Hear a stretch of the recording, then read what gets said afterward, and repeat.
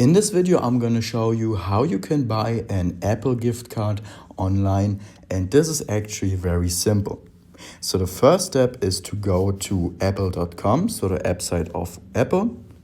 And what you have to do now is we click on the search icon right here in the search bar, and now we type in gift card. And after we have done that, this link will appear, Apple gift card, and you're simply going to click on it. Now you can see gift cards, you can see what you can use them for, and you can simply click on buy right here. And as you can see, you can choose the design of the gift card. You can choose whatever you like. Now you can, you can select how much money you want to put on this card, or you can select it manually. For this example, I'm going to select 50 euros.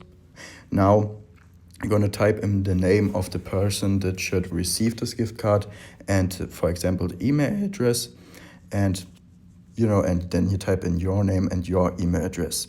And then you're simply gonna click on buy, and this is how you can buy Apple gift cards online. And this is actually very simple, as you can see.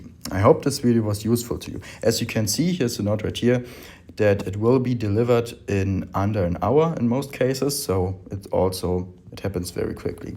Yeah, if this video was useful to you, please consider subscribing.